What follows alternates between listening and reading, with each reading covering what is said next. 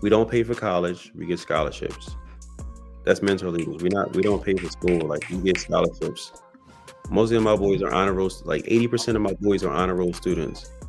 A's and B's, no C. We don't do C's because I tell my boys if you do a C, you're literally going to see your way through college, and we're not going like you. We're not. We don't. That's what do you have in your profile? Because they're going to judge you off of that. They don't know you. You see your name. Or he's African American, most likely. His name is Raheem. Yeah, he's black. African American. Yeah, he's black. So now we got to go off your profile. So I tell them all the time: be mindful of your actions. Be mindful of your habits. Be mindful of the decisions that you're going to make. Be mindful of the people you interact with. Be mindful of the people you hang out with. Be mindful of the conversations, the music, the TV and Instagram reels you're listening to. Be mindful of the name you put on your social media. Be mindful that you have a COVID mask on and you don't have COVID. Be mindful of this hoodie that I have on because we're all the same because we all have a hoodie on. So it's so crucial and so vital for them to just be cautious. And sometimes it makes me sad and upset because they can't be kids. Some 9th, 10th graders, they just kids. 11th graders, they just kids.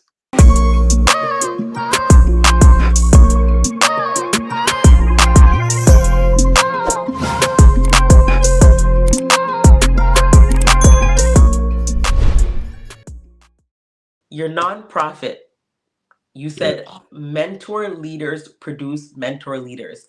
And it wasn't until I read it the second time. Listen.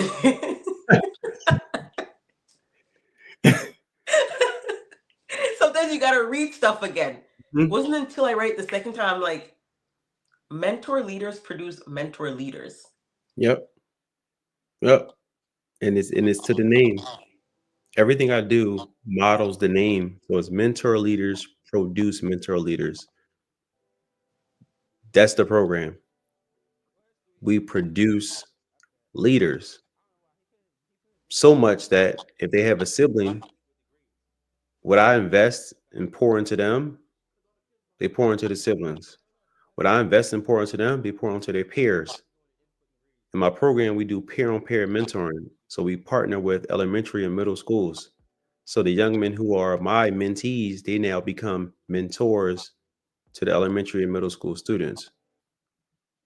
Everything is to the name, to the T. Like we're excellence. We don't pay for college. We get scholarships.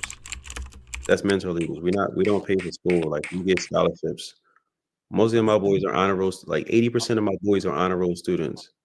A's and B's, no C. We don't do C's because I tell my boys if you do a C, you're literally going to see your way through college, and we're not going like you. We don't. That's subpar. We're talking about a black boy in America right now. We're talking about a black boy in Philadelphia, and you standard and subpar can't. So I make sure we don't fit in. Like we don't fit in. My organization does not fit in with a lot of other organizations because I have a high.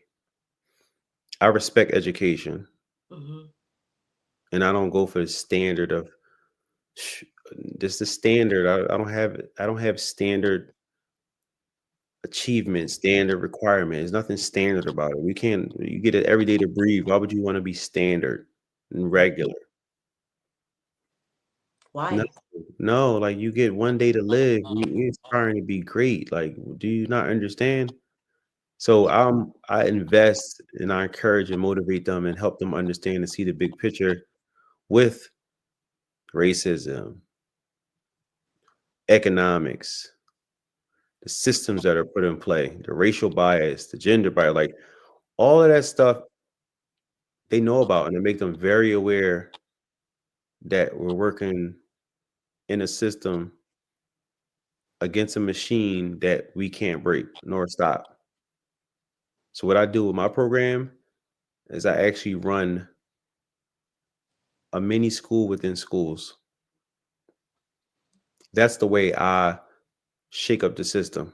'Cause I can't stop it. It's bigger than me. I can't stop a school district. I can't stop that. I can't stop the Board of Education. So what I do is I get the individuals that I know I can help and change and shape, make them aware, and then I start to create my own systems within their system. I love That's how, that. that's how I operate my programs to work against that. So even if I can't break the system, there's a certain amount of individuals who know what they're working against, which makes them more equipped to handle and sidestep the barriers and the pitfalls that are put in front of them. They are equipped to know, like, yep, Mr. Garrett said, yep, when we get, yep. So I know now when that teacher is absent, I know I'm going to the principal to ask for who's the teacher, who's going to input the grades, um, what is the grading system like? Like I'm giving them all the background knowledge and information for them to be equipped and now be empowered. That's what I do.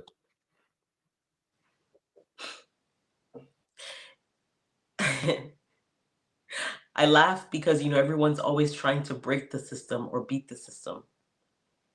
But where do we find ways to integrate and implement new things that help our children within this system? Yep. Because we can't break it. I can't beat it. It's too big for me. Can't beat it. It's too big for that. So we got to find ways to implement things that will help our children, our Black boys, our Black girls. Yep. And I was going to ask you all about it, and you just poured out to me. My question next is, besides Philly, is your program anywhere else? And if it's not, how can we get it? Like, listen, we need it over here. That's the call I was on today. That's what it's preparing me to do, to automate and essentially recreate. Mr. Garrett's all over. My for-profit is named Garrett Global Growth. That's the name of my for-profit organization. That's my LLC. And I said global for a reason because I was being very intentional that I can't be everywhere, but my systems, my program, and my model can. If there's an adult man who wants to do this work, my programs can assist with the model and method and approach that I use, and Yeah. I can train you to do so. I can be on the Zoom or I can come out and visit and model the correct structure of your program, and then come back and visit again and make sure you're running it with fidelity. So my goal for 25 is to be global. So my goal right now is to scale product, and that's what I'm going to do. So that's my mission. And I started today. I started actually beginning of the year. Things are now just falling into play now. So I'm just taking it one day at a time and counting my blessings. But that's the goal. My goal is to be global. My systems can be everywhere. If Dr. Seuss can be everywhere, So can Mr. Garrett. I can be everywhere. Because all it is a system. It's an image and a model that they're following and running a bunch of analytics that people are clicking on. So that's what I'm going to do. Follow the same method and not make. I'm not going to recreate the wheel. I'm going to follow the method and the strategies that have already been put in place. That's what I'm going to do. But right now, I feel like it's nothing innovative and creative happening right now. No, there isn't. It's everybody's doing the same. Even programs. What is it? Safe haven, Mm-hmm. entertainment, somewhere kids dancing, jumping around, Yeah. a safe haven. We got a program where kids come here, they come after school and get the snack. That's nasty. You have sports, where it's one ankle, one knee, and we're back to square one again. We're one again. We're back to square one again because you got one, and you're competing against all the universities, all the high schools, and you're only 6 foot. So you're not even the best point guard against you. It's 100,000 point guards that's under 6 foot. You're nowhere near the best. So you don't even go to the top school in the country, you're out. So I don't even everything in my program it goes against sports because I'm still playing myself and I referee. I referee girls and boys basketball high school. So I'm still playing active and in shape. So when I play against them, I'm like, you can't even beat me. What else you wanna go to? I'm like, so now for you, we're gonna talk about careers in the field of education, maybe sports medicine, maybe a broadcaster, maybe behind the lens, behind the scenes, or we're gonna go to college and we could do sports medicine. Like we could do the science. Like because I'm still playing and beating you. So let's really have a real conversation as to what does this look like. Listen, So Vincent, yeah, you're talking about raising the bar yeah, because number one, mediocre, mediocrity within our Black community, that it's okay. Well, at least you passed. No, see, see, no. And it's funny you brought this up because I said it to my son. He's in grade 9, and I'm like, understand we're not doing mediocre. And it. I'm not being hard on you. I don't. It's not that I hate you. It's because I know that you can. And we have this thing in our community where we're like, oh, it's okay. Well, at least him pass, man. Him pass. In get that pass. So give him a break, man. No, I we're hate not looking for mediocre. We're not looking for basic. We're looking for high achievement because you can. yep, Then on top of it, I had to tell him, even if you're thinking about the NBA, scratch all of that. What else can you do outside of that? There's so many other things you can do around that. You need to study what else is accessible to you and available to you. yep, It's not just sports for us. It's not just singing. It's not just dancing. yep, There's so much more opportunity for us, yep. our children. And how do we get it for them? It's joining programs like yours. That's right. And even if we can't afford it, how do we figure out how to afford it so our kids can have full access and benefit from it? Yep, yep, So this is powerful, and it's yep. going to succeed, and it's going to be global. When you talk about these scholarships, how do you get the resources to be able to give these scholarships out to all these children? Once again, I go back to my experience with the Toll Brothers, seeing how wealthy people operate, seeing how wealthy people help wealthy people, seeing how wealthy people use their resources to their advantage and or keep it within their own group of individuals, like seeing all that stuff in real time is like, I now know how to work. I now know how to utilize that same mindset and approach for them because I know how it works. I'm going to these universities and I'm using the fact that I have black and brown young men who are aspiring at a high rate in education. Diversity, like everybody's big on diversity, equity, and inclusion. Well, let me use that then to Mhm. my advantage, to their advantage. What does that look like on your campus? They have the highest SATs, they have straight A's, the attendance is good, they have great recommendations. What does that look like for a young man on his university? What does that look like for a young man who's not accepted at this university?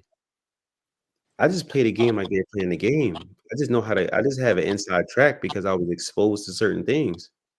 So I'm gonna push the limit and I'm gonna make other people uncomfortable. So if I have a young man that goes to St. Joe's Prep as one of the top high schools, period, and he's straight A's president, school body president, and he's applying to Harvard and he doesn't get it, and he has the financial backing to get back, it's going to be one thing why he didn't get accepted to the university. And I love to challenge those things. I love to present and make them say, can't, I can't, I cannot not accept this young man. Like I make it undeniable because I know what levers to pull on to make them question certain things that they may do is unethical because of his address, because of his name. Now I'm gonna push the limit. I'm gonna make sure his resume is so tight. So if you say no, we can question all those things and why you said no. So I tell my young men all the time, they don't know who you are. They only know you by a package. This is your package and your profile. That's who you are. That's your recommendations. That's your grades. That's your behavior reports. That's your attendance records. That is all the that's your this is your profile. So if I don't know you, I have to go off of this right here. What do you have in your profile? Because they're going to judge you off of that. They don't know you. You see your name. All right, he's African American, most likely. His name is Raheem. Yeah, he's black. African American. Yeah, he's black. So now we got to go off your profile. So I tell them all the time, be mindful of your actions, be mindful of your habits, be mindful of the decisions that you're going to make. Be mindful of the people you interact with. Be mindful of the people you hang out with. Be mindful of the conversations, the music, the TV and Instagram reels you're listening to. Be mindful of the name you put on your social media. Be mindful that you have a COVID mask on and you don't have COVID. Be mindful of this hoodie that I have on because we're all the same because we all have a hoodie on. So it's so crucial and so vital for them to just be cautious. And sometimes it makes me sad and upset because they can't be kids. Some ninth, 10th graders, they just kids, 11th graders, they just kids. They younger, we could say young adults.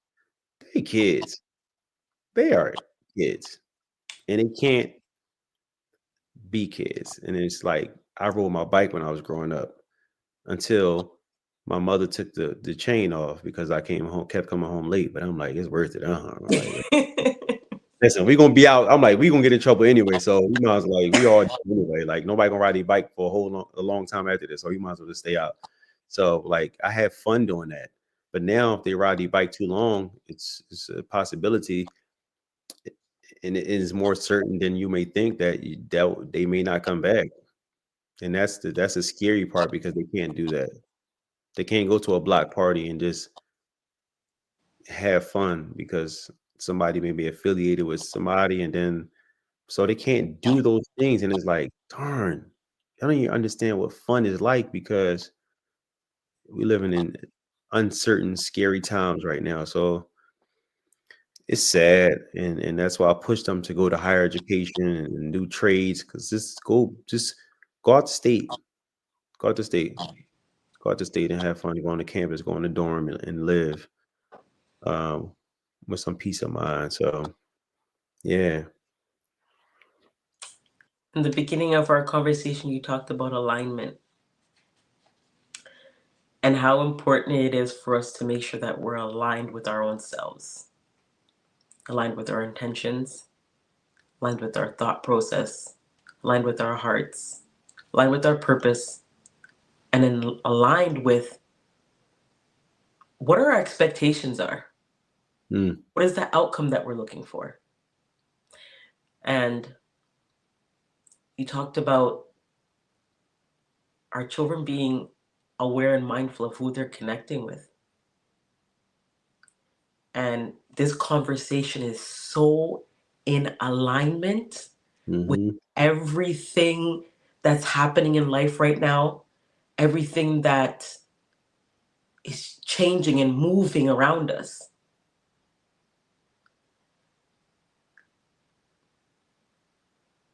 And when you talk about that alignment, we have to teach our kids how important it is to be aligned with their future and aligned with people who can help us get to their future. mm, Because, yes, it is sad that they can't be kids. It's sad that they can't stay out late and ride their bike. They can't go to their friend's house. They can't go to parties like we used to back in the day. They right. can't just say whatever they want and say, oh, it was a joke. Nope. People are overly sensitive now. You got to be mindful of what you say. And I remember the other day I said to my son, always be mindful of what you say, Yeah. not just when you say it, who you say it to, Yeah. where you say it, and why you say it. Yeah. And I had to tell him, although you and Jacob may have been friends from grade school, can't be saying certain things to Jacob and saying, well, he's my friend and we're just joking around together. Because guess what? Jacob may change his mind tomorrow and go tell somebody. Yep. That person may go tell somebody else. And guess what? That future that you wanted, you just messed it up because of one joke that you made that you thought was funny when you were having a private conversation with your childhood friend Jacob. Yep. Everything you do, you say, has an impact and it can affect you. Yep. So you got to be careful. Don't say it. If you're saying something and you know that it's inappropriate and somebody will be offended or affected or take offense to it, don't say it in front of anybody. Yep. I've been telling him that. I said, don't say it in front of anybody. Do not let it leave your lips to anybody's ears. And in turn, please teach your sister because she's younger. But she needs to know too. Takes Yep. 1 second Yep. for you to ruin your life. Yep. When you talk about the music that they listen to and their display name that they have on social media, to them, it's nothing, man. It's just a name. It's a name that people will attach to you and they'll never forget. Yep. Because we're living in a time of labeling. Absolutely. We're living in a time of judgment. Yep. So you're not just helping these kids move from C to scholar students. You're teaching these kids valuable lessons in life. Absolutely. Doesn't matter what age you are, there are consequences. Absolutely. You will be held accountable. Yep. You could have done something when you were 12. Get to the NBA when you're a grown man, somebody's going to bring it back up. Yep. Yep. So your program offers more than just life skills. Oh yes. Oh yeah. Listen, you need to be global. Yes.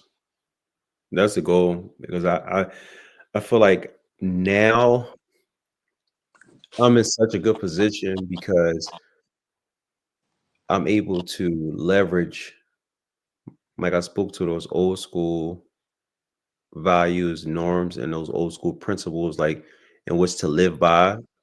I know those, but I'm in tune with what's happening now. So I'm able to really truly bridge the gap because I'm in I'm cool enough to know what's going on now. I'm cool enough to do a TikTok reel with the girls at the school and they doing a dance move and I'm doing it.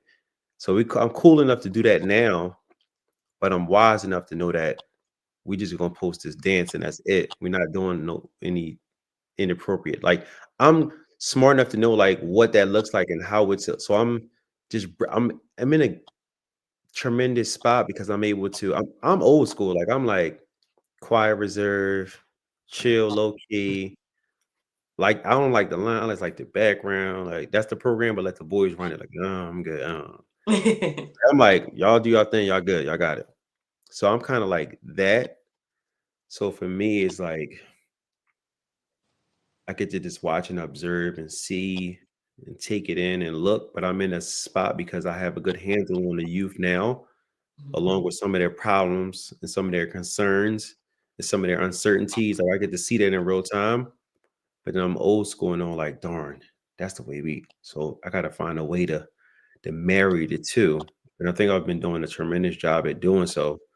Now it's just about scaling, but I feel like I'm in a perfect spot to support the youth and make sure their voice is heard. Because as adults, I just told someone this the other day. I said, as adults, um, a strategy and the approach that I use is so simple, but it's so effective. And he was like, well, what is it? I said, a strategy that I use that I've been using since I started the program and it works the best is allowing youth to talk.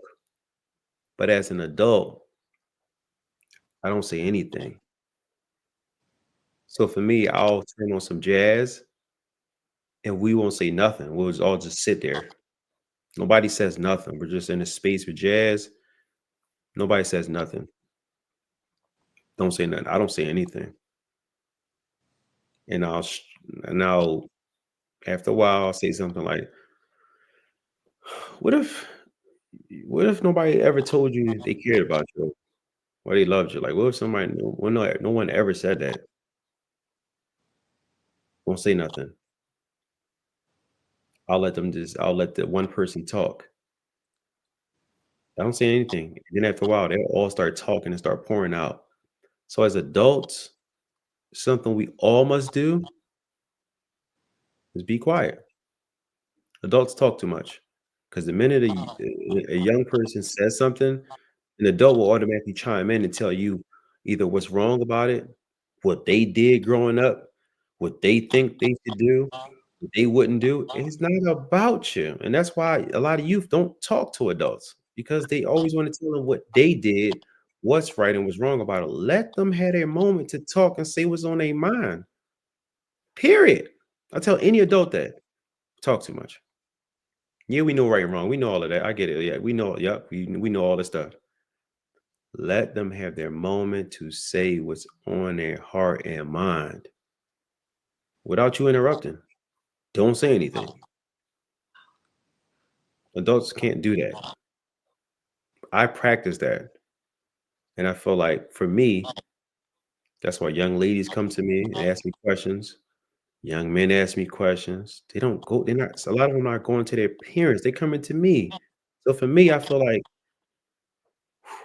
I'm blessed that they're coming to me, but it also saddens me that you have available parents and you're not going to them. I'm a support to that, but you don't have the support, so you're coming directly to me. Let them talk. They have a lot on their mind, a lot on their heart, a lot of things they want to say. Like me, when my father passed, who was I going to? Who did No. Mhm. I had to figure out all those emotional transitions myself. Who was I talking to about sex at that age? Who was I talking to? I'm not talking to my mom. That's slightly weird. It's weird. I'm not talking to my mom. It's a little weird. Well, who am I talking to? Either I'm going to one experience it myself, or I'm going to get it from not a trusted adult Right. or friend who's going to encourage me to have sex. So therefore, who am I going to?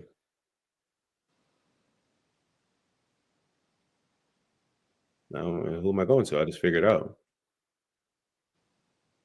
And when I have a child at a young age, everybody want to point their finger at me. Hmm. So knowing That all those things, it helps me navigate well with them, with the boys. And it that's goes, that's simple but deep. It's simple but it's deep yep. because listen, guy, I'm in love with you. Okay. I'm telling you, it's one of the most effective things that I do in my program. I'm telling you, it's so like it's so simple and easy, but it's so overlooked and it's so not implemented and it's so not used and it's so not valued. Like that skill, right? That move or whatever you want to call it, or you could label it, whatever however you want to label it, that is it's so powerful for me because it lets me into their world and it allows them to be vulnerable because I just pose like, what if somebody ever did that? And the responses that you get, you're like, well, Mr. Gary, you're the first person to tell me you love me anyway, so it really wouldn't matter. Wait, what? You in high school? What? I tell my boys I love them all the time. I love my boys. Like I like it doesn't feel weird for us to say it anymore. And then when I don't say it, oh, Mr. Gary, what's wrong with you? Oh, what's wrong with you? Like Because they know you say it what's and you wrong with know you? what Oh, happened. the job burn. Oh, they must be burning you out today because you okay, y'all. But it's now comfortable for us to greet each other like that. So, but And it doesn't feel weird and I tell us we always say it to each other. and by doing that simple but deep action, it's giving them a space and a safe space to be able to pour out their emotions because you talked about a whole bunch of stuff now. You talked about sex, Kids are going through a whirlwind of emotions, same as adults. Yep. And I'm not too sure why adults believe that kids don't have emotions the same way we do, or their bodies going through changes that they want to talk to somebody about. I remember, for example, sorry, son, but my son came to me one day. Sorry, I love you, but gotta use it as an example. And he was talking about, his wee wee, and he had some questions because he's growing, he's changing, and he's like, "Why does it look like this?" He's never seen it before. This is the first time he ever had one. Yeah, like There's feelings floating around in there, and he's like, "But mom, like when I wake up in the morning time, it does exactly. this and it feels like that," and I'm like, "Oh shit." Yeah. Listen, I'm the wrong person to be asking this question. But your questions are okay. Don't feel ashamed because your body's changing. And you wake up in the morning and he's like, "But there's stuff." And I'm like, "Okay, peep, peep. We need to go find dad and go ask dad that question because I'm probably not going to give you the right one." But I'm glad that you're asking these questions because you talked about sex Mm-hmm. in the Black community, and I'm going to say Black community, we make our kids feel like sex is shameful. It's a bad word. Don't talk about it. Don't think about it. Don't breathe it. Don't nothing it. So they don't have that space. They don't have that person to go to. Yep. What did they do? Go to their friends that know nothing about sex, know nothing about safe sex protection, condoms, birth control pills, whatever the case may be. They know nothing. So as soon as a parent hears the word sex come out of their children's mouth, "Oh my God, don't say that. No, just don't have it. Don't do it. Don't do that." But where's the space for them to be able to talk about it? So you're right. Just be silent and listen. Don't be judgmental. Don't be ready to jump down their throat and tell them that they're wrong and try to correct them. Just listen to them. Let it flow. So just because they bring up the topic around sex doesn't mean they are planning to have sex. Right. They may just be inquiring about like, this is what I heard. I'm not letting you know I heard it, but I heard. So let me just ask about it. And now you're like, oh, you been over having sex? Like you. So the next time anything related to sex come, I will not be coming to you. Right. I will not be coming to you. So you can X that. That's done. You can X that. That's done. So I won't be coming to you. So if I'm not coming to you and I have 8 questions that I was planning to ask you, if I can't come to you, who am I going to with those 8 questions? Either I'm gonna sit, find out on Instagram, I'm gonna talk to my friends, or I'm experiencing myself just to see. It And came then what? when you said you not having that. Oh, Mr. Garrett, my son is not doing anything. I got his phone. I got a tracker on his phone. I got his passwords. I said, so do you have his friend's phone that he's able to log into his accounts on? Do you have do you know that he's not into girls? So you say he's not into girls. He's into art. I said, Mom, do you know they have anime porn? Well, I'll work with the boys. Like I'm with the boys all day long. So for me, I get the inside track on what other people don't because I'm one of them. So they may show me the picture of the cartoon. I'm like, yo, what is you? Yo, you're out of control. They were like, yo, Gary, you looking? I'm like, you looking too. What are you talking about? We both looking. You both looking like you look, you pulled it up. But I get that part, and I'm also able to navigate that part. But I'm not saying it doesn't happen. Like my program is so fun. We have it's called Van. It's like the Van Chronicles. We have a passenger van that we had, and it's like a green passenger van. Is like the one we use for the toy drive. It's like one of the big passenger vans. It's like it's an older van, but it's in good shape. But it's like our van chronicles. So we just get in the van. The van, you like, well, any like the van chronicles is like you just never know what all type of stuff go. Like you say you quiet and reserved, you get in the van, you either tussling, you just like just doing boy stuff, just don't being appropriate. Like it's like, but they gotta get it out. They have to get it out. They're going to do it. I Mhm. prefer them. They do it with me versus anybody else Right. because I'm gonna guide it a certain way, but I'm gonna let them do what they got to do. They have to get it out. Like we all have testosterone, we all have hormones, and they're all going through puberty. What do you think is going to happen? What do you really think is gonna happen? All them boys is either testosterone, either they're gonna start punching on each other, or they're gonna start humping on stuff. And I'm just Right. being honest. Like that's what happens. There's no other. It's like there's only Mhm. two ways it goes. Like that's what happens. Yep. So I encourage it because they have to get it out. I don't want them to hump on something and they say, "Oh, that's weird." Yo, you all the boys doing it. You doing a push up, but you humping on the ground. And they're like, "Yo," but that's what we do though. Like I look Because they need to relieve. I get out. That's what we do. I'm around it all day long. So I'm like, Yeah. y'all done? Y'all done?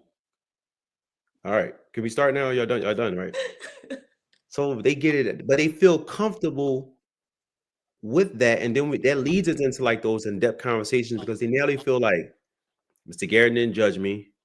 He gonna let me. He gonna let me be self. He's not judging me. Mhm. And he's gonna let me talk and say what I need to say. Yep. Done. That's what they need. Mhm. Done. That's what they need. Yeah. You emphasize the importance of equitable education and opportunity for young people. Mm. Can you share some challenges you've observed in the education system and how you believe we can address those issues? Ooh, ooh, ooh. Oh man, Lord, I would say, man,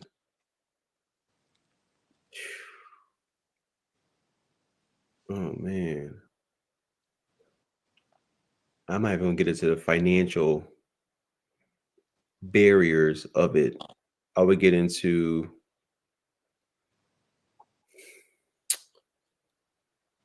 the lack of care and the quality of educator. Working in schools, especially in urban environments, of course, they're plagued with financial hurdles, which hinders the quality of their education, which also goes into the quality of educator in which they get, which goes into the resources, which goes into the curriculum, which goes into the school's design. A lot of schools in urban environments don't have computer labs. We're in 2025. Where are we going without a piece of technology in our hand? Mm, Where are we going to be in a school that's surrounded by students using Dell computers that's outdated, mhm, and we go to a different school district where the first day they enter, they have iPads and tablets, to the lack of food. We still have bag lunches, and you go to other districts, they have an entree of a variety of 3 different options of food, but you have bag lunch with seeds, cherries, and cranberries that's being distributed. If we go to the quality of educator, if I'm being disrespected, if I'm not being supported, if I'm not being coached and trained, I'm not gonna stay in the urban school district. I'm gonna take my talents and I'm gonna go to a district where I feel like I'm appreciated, which now leads to an abundance of substitute teachers. And a student has come to me and said, "Mr. Garrett, can I stay in your office because I have 3 substitute teachers?" Which now turns into this child taking or this student taking a standardized test, SAT, PSAT, and they're being challenged and questioned with things they may never learn in high school. How is that fair? How are they able to be compared to the student who wants to go to Howard, Yale, Penn, top universities, Penn State? How is it fair that they still are being judged and assessed the same way on an equal playing field when they are under resourced, not taught, not equipped for the future, and it's supposed to be an even playing field? How is that even possible? So for me, with those barriers, for me, I'm looking at it like, Lord have mercy. But then put myself in the shoes of a youth. Of course, I'm gonna say I can't make it. Mhm. Look at what's going on here. Of course, the dropout rate is high. Of course, the data for students reading behind or not off grade level is low. Of course. Of course. Of course. You have uneducated parents who won't challenge and question the system, who will continuously send their kids to school. Of course. Of course. And it's an endless list of things that are unequitable, not fair. I can go on, but that was just a handful of things that would hinder a child from success right there. 3 substitutes. That's 3 of your core classes with no teacher. That's an incomplete. Incomplete is in a grade. They come to school every day. Now you're giving emergency certifications to noontime aides and making them a core teacher. That's the quality of education in which they get. No classroom management. No understanding of the content. A new curriculum. You're not being trained.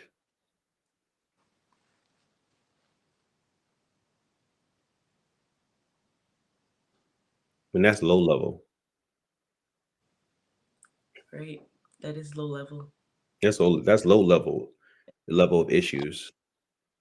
And I think you answered the question. How do we challenge it? It's by asking questions.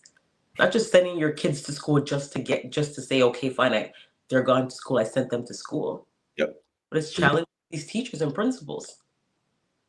And one of the things I do every time my kids start school, I need to know who the teachers are.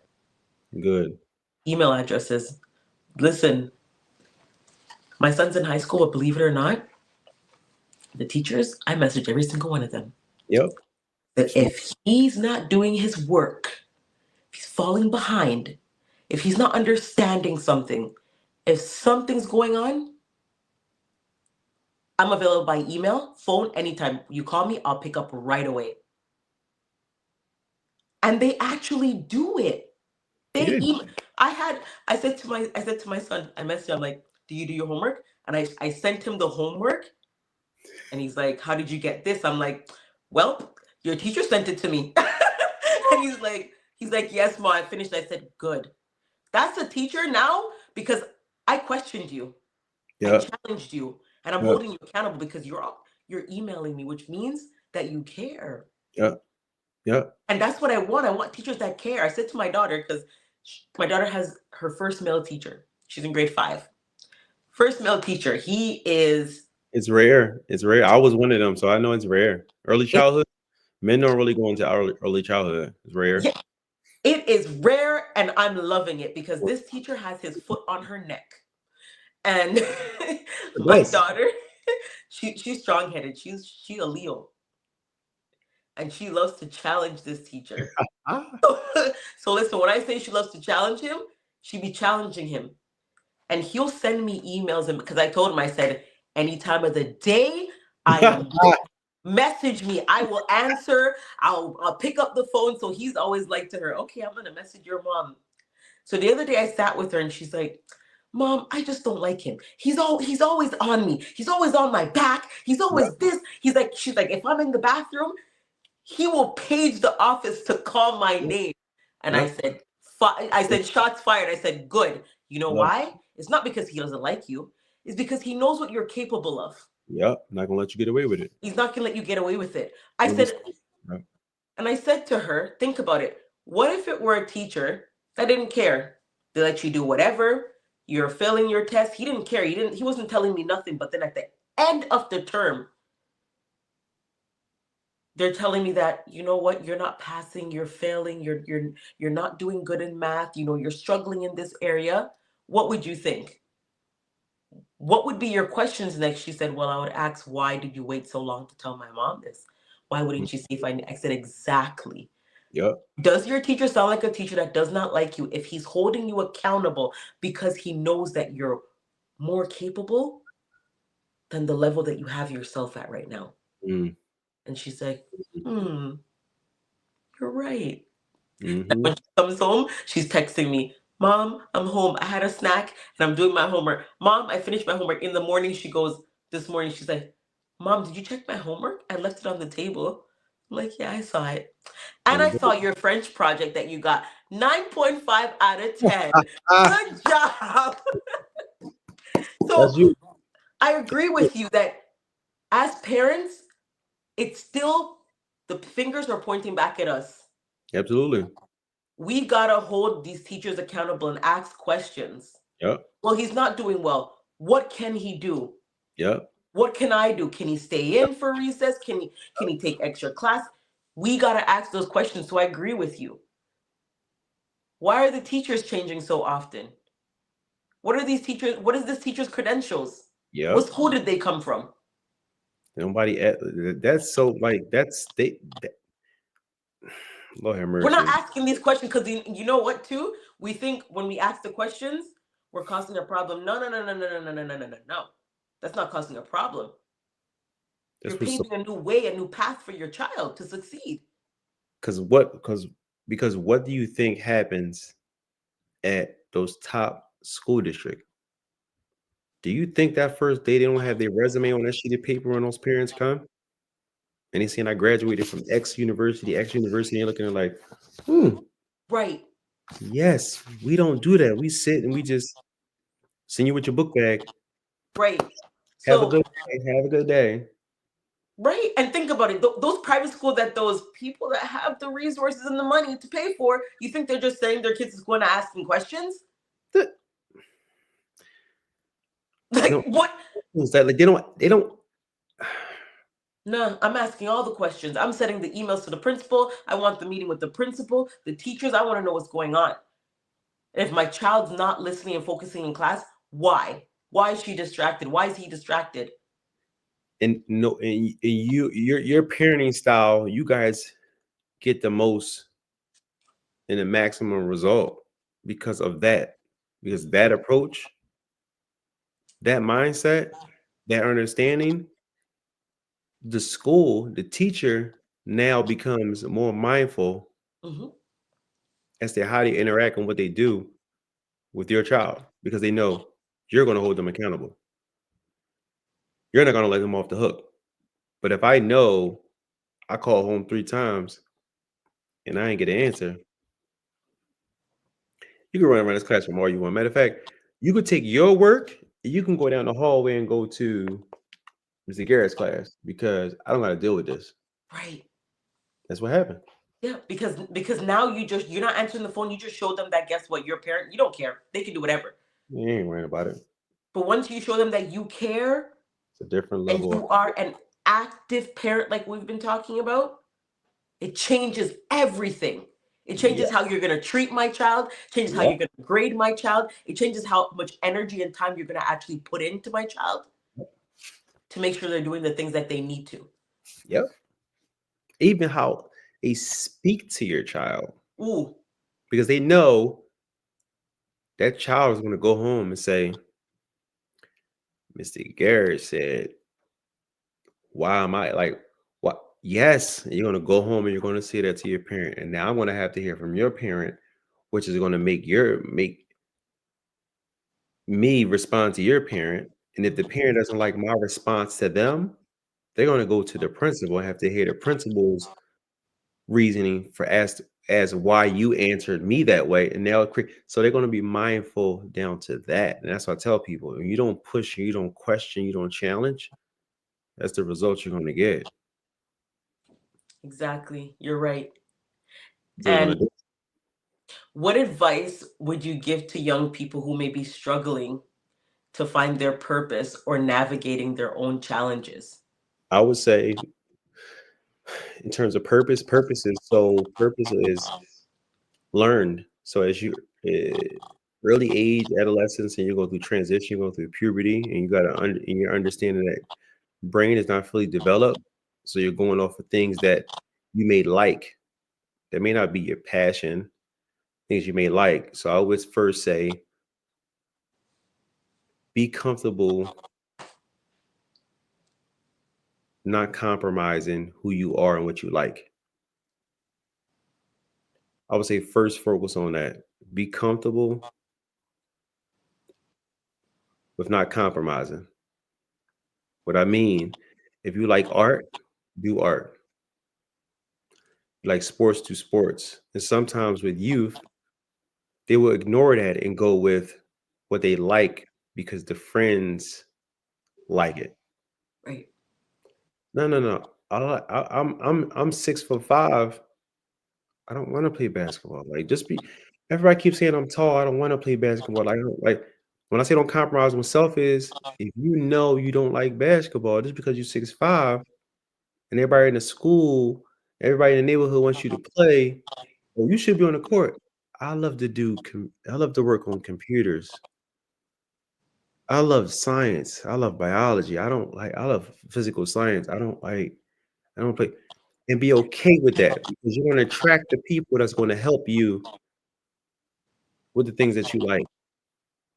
Once you compromise self, you'll easily become a follower. And that's what I spoke to, because you're not sure of self. So that means you'll follow anybody. Mhm. Oh, take this walk with me real fast. Go with me right here. Hold this for me real fast. You'll easily do those things because you're not sure of self. Here, smoke this right here. It's only a vape. All you gotta do is take one puff. It's a vape. It's not even a cigarette. Like, it's a vape. Like, it don't do nothing. Right. Simple stuff like that. Take this Mhm. edible. What you mean? It's not like it's only a cupcake. Like, when you sure of self and say, I don't smoke or drink, there's nobody in the world can say smoke or drink. If anything, they're respected more to say, keep that away from vinegar. Y'all know he don't do that, so don't even bring it around him. Mhm. Don't even do it because you know how they're gonna respect me more for understanding who I am. So I always tell you, don't compromise self. Don't let nobody take you away from the things that you like, that's pleasurable to you. And if those people don't like it, leave them alone. Period. If you're not ready to date or have girlfriends because your friends got it, who cares? I don't care. It's not. I'll get there when I get there. Mhm. Still gonna be cool. I don't really care. If you don't want your hair that style, get your hair that style. Like, be okay with self. That's what I would tell them. Be okay with self and don't compromise self. The minute you compromise self is the minute you get yourself in deep trouble because you don't have a sense of self. So that means you'll follow anything because you have no self identity because you don't know you're just following people. That's what I would tell them. Focus on self. If purpose, passion will come naturally. It'll come natural to you. But your first deal of business is to identify and take care of self. That's the first thing. You can't be good or beneficial to nobody if you unsure of self. You don't know who you are. That is the best and the most greatest advice I've ever heard for a young person. And I can attest to that because listen, having a teenager, now I'm thinking to myself, I never knew I was gonna have a teenager. Like, Lord. And I didn't know how challenging it was going to be at the same time, too. But when a child knows self, Never compromise. they never compromise, and it changes the game. Because, and it's also important for a parent to take that role and be that drilling voice for them to know themselves, because it will change the way they do things and the things that they put first in their life Yep. and how they prioritize. Because as you're saying it, I'm thinking about my son, and I'm thinking about the things that he'll say to me, and I'll be like, for example, I'll give you a little example. Mm. Game yesterday, Raptors versus Grizzlies. And I had tickets. So I'm like, okay, you and your sister can go. You know what my son's response was to me? I What don't do you want. think he went? I don't want to go with her. No, I couldn't. He said, I would rather go to practice than go to a game. I would rather play Oh than yeah. watch. So I said, what? You're passing up a game with amazing seats to go to practice? He said, yeah, I'd rather play because I'm trying to improve. That makes sense though. That was one example. That makes sense. So sometimes I'll be like to him, so Rashawn, don't you want to go out with your friends and do this and do that and go to the mall and do it?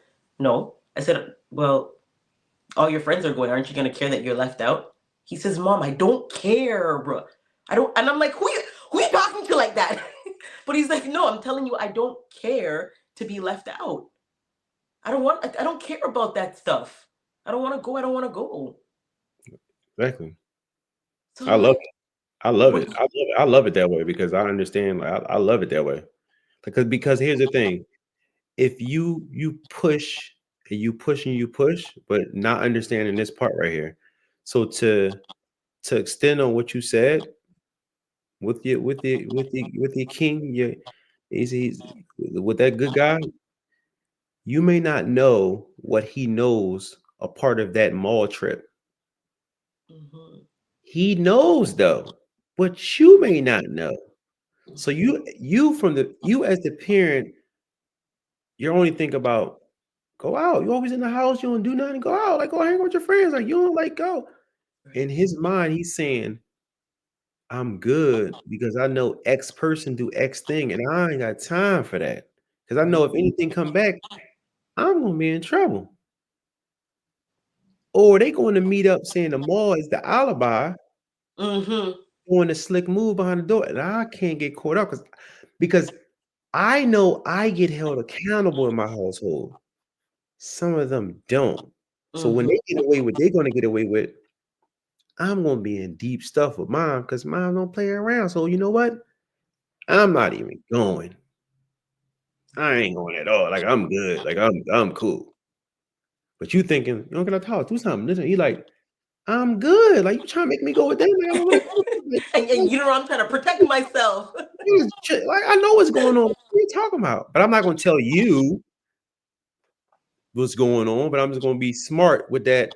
Mom, Mr. Garrett, like mom is right here. Like, boy, if I catch you, boy, if you do that, if I was just, you like, And I ain't risking that. Yes, but it's funny because I hear you talking about it. Sometimes we don't realize as parents that the drilling is working because we see it in their responses to us. And I'm like, oh, shit.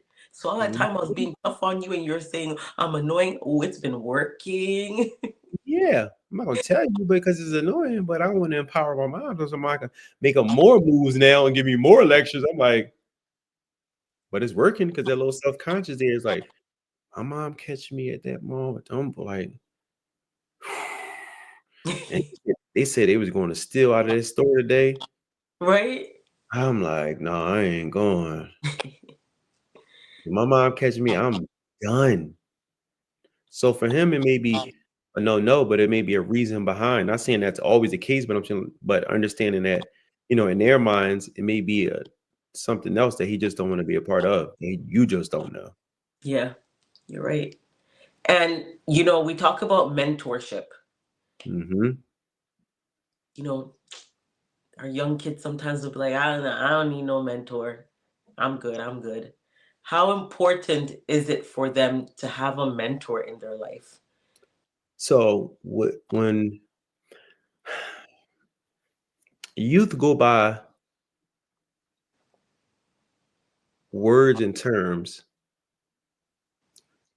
I'm saying mental health. My community, when we say mental health, when we say that word mental means crazy. Yeah. So when we talk about words and how words create us to respond and react, mental means we crazy. I ain't doing nothing mental, nothing. Like, I ain't crazy. I don't need that. So when we say mentor, it's a old, it's an old word. Mentor, old word. So your guy, that's my guy right there. That's Garrett. Mhm. That's my guy right there. That's Mr. Garrett. He my mentor too, though. You see, it goes back to being a mentor. And now he's just my guy. That's Mr. Garrett. You know what I mean? That's my guy. So you need your your guy, but your trusted adult. Who's your trusted adult? Like, who's your trusted adult? Is in the school, you got all these adults, administrators, teachers, principals, but who's your person to go to when you feel a certain way? It may be a teacher, counselor, maybe a climate manager, a dean, maybe a principal, assistant principal, maybe a gym teacher. Like, who's your person? So mentor, take the name off mentor. Who your person? Who your person? It's important to have a person. Yeah. Who's your guy, your mentor, your mentee? Like, who's your person? So sometimes those words can be mentor. Let's change the title. Who's your guy? Who's your guy? Who's your Who's guy? your guy? Who's your gal? Who's your guy? Who's your gal? Yeah. That's it. Take the name off, take the label off to make them comfortable about it. Yeah. I like that. Take the labels off to make them comfortable with it. Take the label off. I don't want to do mental health. Well, today is Wellness Thursday. Boom. Everybody, all right, let's do Wellness Thursdays. We still doing mental health and wellness, but we doing Wellness Thursdays. Everybody in with that. Wellness Thursdays. But we're focusing on mental health, but I'm saying Wellness Thursdays. Let's take the title off. Yeah. Listen, Vincent, this workbook, I want to know what inspired you, because you wrote the books. I love the books. You owe me all my other copies of these books. Listen, I'm holding you to it. Got you. I'm gonna be messaging you where my book's at. I got you. This workbook, I sat at work That's my with favorite. this book and I was tempted to start writing in it. I'm like, listen, I know it says missing dad, but I want this book to be my That's my workbook. that's my favorite. That's my But favorite. I have to. And my daughter looked at it. She's like, "Can That's I my have favorite. a workbook?" And I'm like, "But I was gonna give it to Rashawn." So listen, I need a female version of this. It's I need coming. a I need a little girl version of this one, It's coming. please. I It's beg coming. you. It's And I'm gonna coming. tell her that you are writing it in honor of her. Okay? It's coming. I'll put her name in and everything. Look at Now, she's like, what? Yep. It's coming. I love this workbook. It's my favorite. And as I was listen, this is my favorite workbook now. I have some workbooks on my shelf, but this is my favorite. And what I love about this is you ask questions like you have ceremony for them to Hmm. know what ceremony is. Yep. And you start looking, you're like, wait, ceremony? I mean, it's church is like a ceremony, right? Right? I mean, celebrating a holiday. Listen, and then you talked about achievements. Because kids confuse things. What's an achievement? Yep. What's an achievement for you? What does it look like? Yep. And then frustrated. What does being frustrated feel like and Yep. look like to you? I love this, okay? Then my next favorite part. Let's talk about you. Listen, Caleb. I'm calling you Caleb Vincent. Yep. I'm calling you Caleb because he's a character, but this is my favorite part. Let's talk about you. Yep. Let's talk about you. Reason why it's my favorite. Because who really asks the child that question? Yep. Let's talk about you. Who are you? What are you feeling? Yep. And the question that we just talked about. What is your most positive and supportive relationship? How does this person, people support you? Mm-hmm. Yep. Because that is my favorite. Because when I was growing up, I didn't have that. I Yep. didn't have that support person. I didn't have that go-to person. Yep. I didn't have that.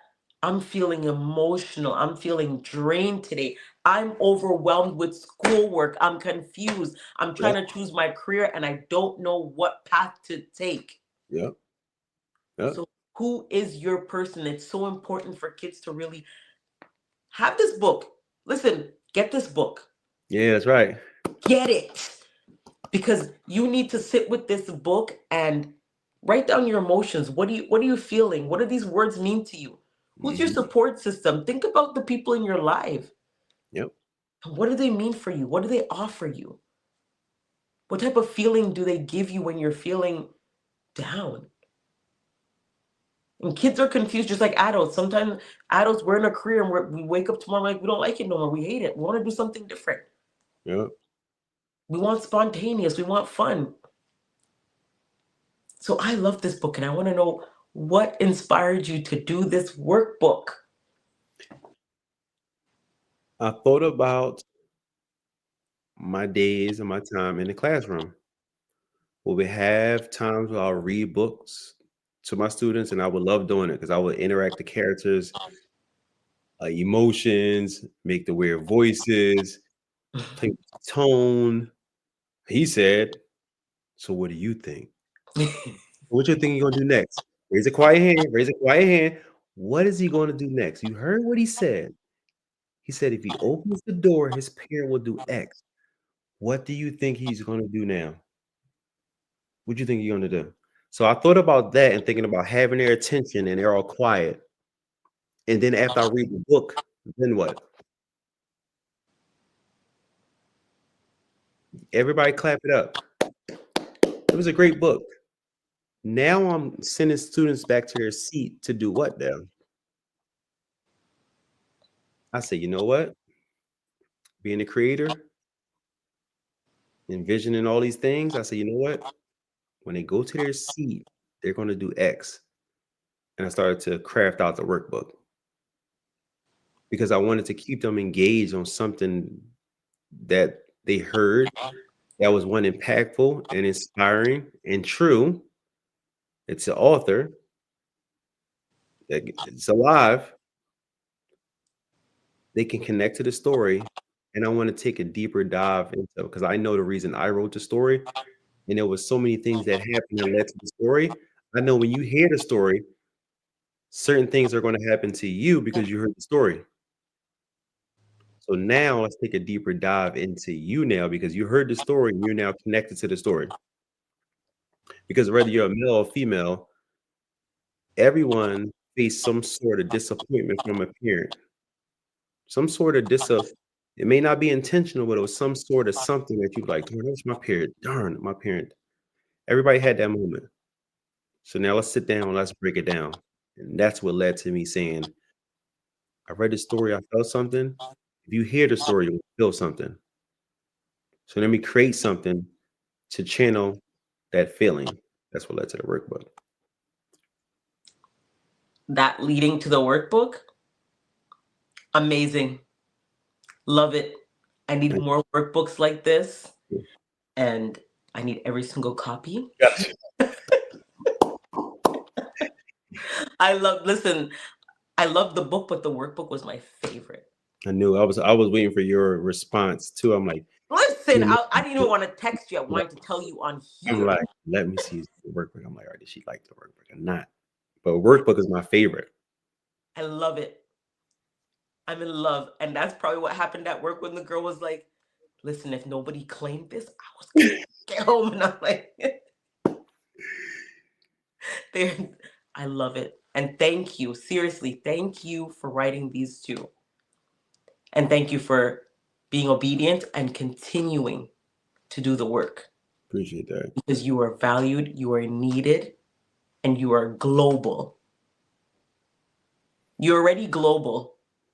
Absolutely. It's already in here. Yeah. Not just doing it for Philly, you're doing it for every single. And it's not just I know people get our Black children need it. They Absolutely. need you. Absolutely. They do. And other children need you as well. But our Black kids, they need you. It is Black History Month. No, let's do it. And that exactly. And it's needed. It is needed. And you Yeah. are highlighted in my heart forever. Thank you. I appreciate that. And I'm Big time. giving you flowers. Big- I don't care if you don't like flowers. These are your lifelong flowers. Thank you. Because Vincent Garrett, you're doing the damn thing. Thank you. And you're not just doing it for yourself or because God called you to do it, but you're doing it because it's your purpose. Yes. You are our nation's father. And we thank you for being a father. Thank you. I appreciate So that. many children. And I want to ask you if there's a message you want to leave to our youths, parents, our Black brothers and sisters, 2025, Black History Month. We Yep. are in 2025. Can you I'm a, believe it? yeah, I'm gonna read my the message is my I'm gonna read my favorite scripture. This is my favorite message. This is my favorite message right here. Mind me later. Yep, this is my favorite one right here. So this is the message I want to leave. This is from Ephesians 4, verse 1. I urge you to live a life worthy of the calling you have received. That's the message. Read it again. Young people, simple, understand. I urge you to live a life worthy of the calling you have received. We spoke about passion, we spoke about self, we spoken about not compromising self. So I urge you to live a life worthy of the calling you have received, speaking along the lines of that passion, purpose, which will come. Once you identify that purpose and passion, your responsibility is to apply this. I urge you to live a life worthy of the calling you have received. So that means once you identify that purpose and passion, do all the things you need to do to live a life worthy of the calling. Simple. Do not compromise self. But once that time arrives and it hits you and you have a true understanding as to like, darn, this is why this is the gift that God gave me. Like, I understand. Live that life the fullest extent. But you have a calling and you've received your purpose. So max out, as the kids say, max out. So that's what I'm doing. I'm just living a life worthy of the calling I have received. And my receive is to connect with youth, to build, to inspire, to heal, to motivate, encourage, to lead and guide and love. So that's what I'm doing. So I'm living a life worthy of that's my calling. So I'm just living a life worthy of that. So that's what I would tell the youth. Living a life worthy of that. And if any youth or parents want to reach out to you, may it be for your mentor program or encouragement, advice, guidance, Yeah. how could they reach out to you? I'm gonna make it very simple because most of them I have a lot of websites handles. I'll make it very simple. To contact me, visit www.mlpml.org. That website will lead you to one, discovery call, two, information about my mentorship program, three, data analytics as to how impactful my program is, four, a link to my Missing Dad series book, which speaks to the emotional literacy transition that I went through as a young man. And also, what's unique about that and special about it, every workbook that's sold, the proceeds go to my scholarship foundation. Mr. Garrett gets to remember that. It goes to my scholarship foundation to support my boys who are first time generationals entering post secondary education. That's my responsibility to ensure that they don't work their first semester in college. Their first year in college, I don't want none of my young people to work because how are you supposed to manage 15 credits and working that equals dropout rates? So my goal is to make sure that every workbook that I sell, the proceeds to go to the scholarship foundation. So when they go to school their first year, they have a financial resource that they can lean on. So yeah, it's my website. My website has all the clickable links, so they don't have to do anything but go on the website and contact me. You can do a discovery call. They can sign up for the program. We offer virtual sessions as well, so it's not just in person; it's virtual. So feel free to take the website. Website will link you to into my world. So as you visit www.mlpml.org, it'll take you right to everything. Awesome. And do you have any special events coming up that I can look out for? I Yes, know yes, you said the yes, 10th. I do. I do. I do. So next month, I am hosting my Missing Dad series of events. So stay tuned for that. So next month, we'll be hosting a Missing Dad dinner, a Missing Dad brunch, and a Missing Dad breakfast. And it will continue each month. So we're going to have an average of 2 events a month. The goal and the motivation behind it is to one, promote my book. We're going to work through the book. We're going to have some dialogue and discussion. All the sessions are structured. So sometimes men can get in a space where we just vent and talk about our trauma. But me knowing that, I have to counter that and make everything structured. So that's what something that separates my program is going to be structured, not just a venting space. We're going to offer resources if you need those, but it will be structured events. So next month, we're hosting a Missing Dad dinner, Missing Dad brunch, and a Missing Dad with donuts. It'll be in different parts of the city in Philadelphia. So that's coming up. And I have in April, I have my college and career expo that will be hosted at Community College of Philadelphia.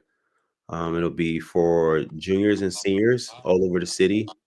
Ninth and 10th graders will be invited, but it will be a college expo to expose them to not just college, but trades, vocational training, um, certificate programs, ROTC, police academy, Navy. Like it'll be a well-rounded experience for them to walk away with a sense of I know or I have an idea as to my next step. So that's what I'm going to do for my juniors and seniors in Philly. So that's in April, and I have in March. I'm going to host my Missing Dad event. So stay tuned for that. Flyers will be coming out soon for that. I'm just recruiting high quality men for the event because I'm being very selective about who I put in front of these young men. Awesome. I love it. I'm going to look out for it because I am coming to Philly. Come on, we don't have to. You got to come I'm on. gonna I'm gonna have to connect with you off of here and arrange it because I've been dying to go. I've been meeting so many amazing people from Philly, and I just need to get you guys on one Yeah, and hook just it up. make it a trip. Hook it up. Vincent, Thank you so, so, so much.